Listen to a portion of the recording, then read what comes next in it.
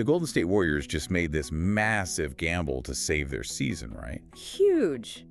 But a developing medical situation might have it might have rendered it all meaningless before the ink was even dry. Yeah, that's the scary part. Stick with us, because by the end of this deep dive, we're going to reveal why this one move, it might just be the moment the whole dynasty officially flatlined. It is a high-stakes night, no doubt. And the implications for the Western Conference playoffs are they're absolutely critical. We have a lot to get to, but first, do us a quick favor. Hit that like button, subscribe, and please drop a comment below. We really want to know what you think. Yeah, give us your take based on what we're about to share.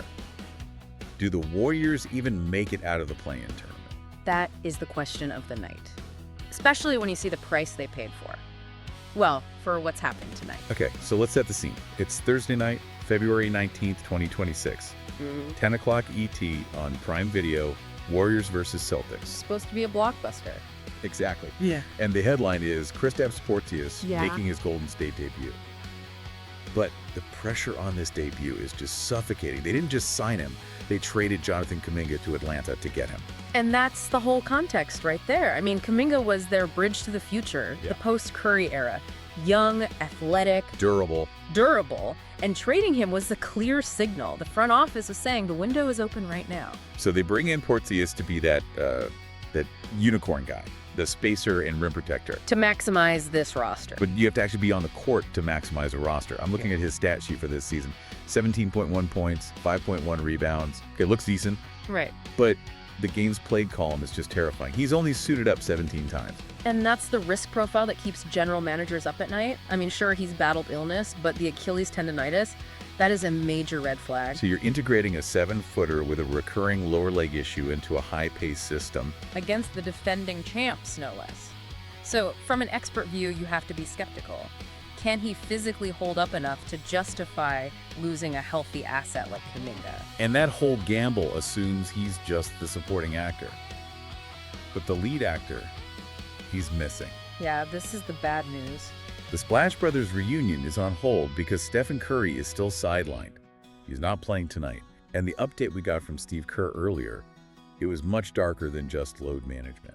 It feels like the narrative is shifting from, precautionary to problematic. For sure. He missed the last 5 games before the All-Star break. He missed the All-Star game itself with that right knee thing. And the hope was that the week off would, reset the clock. Instead, Kerr tells reporters that Curry tried to do a live scrimmage and, quote, just wasn't where he needed to be. Which is that classic vague coach speak, right? But then he followed it up. He did. He said they're consulting with Dr. Rick Celebrini about a potential second MRI. And that's the detail that really matters. You do not call for a second MRI if the first one just showed a bruise. No. That implies they're worried about, structural integrity. Or that the healing has just completely stalled. For a player with Curry's mileage, hearing second MRI in late February, it just changes the entire calculus of the season. It's tragic timing, too, because if they were healthy, the path is it's clearing up. The rest of the league is crumbling. The war of attrition out there. We just got confirmation Domantas Sabonis is done for the season. Meniscus tear. And Zach LaVine is out for the year, too. Surgery to repair a tendon in his pinky. Even the Grizzlies are stalling out. Ja Morant, he's out another 2 weeks with that elbow. Yeah, the only contender getting healthier, it seems, is Cleveland. James Harden finally logged a full practice with the Cavs. So the West is wide open for any team that can just stay on the floor. Which brings us all the way back to the Warriors' deadline decision. And this is the conclusion that is just, it's so hard to swallow. They looked at this landscape, all these injuries, and decided to trade Kuminga, a healthy, ascending player, for Porziņģis, who is, historically fragile. They pushed all their chips in. They bet the entire house on a strategy that absolutely requires Stephen Curry to be Superman. But if Curry's knee issue is structural, then they have essentially mortgaged their future for a present that doesn't even exist. Wow.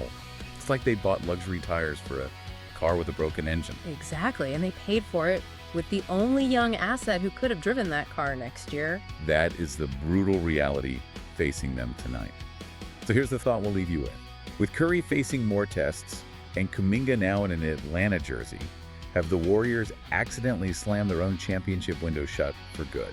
We might get that answer a lot sooner than anyone expects. Thanks for joining this deep dive. We'll talk to you next time.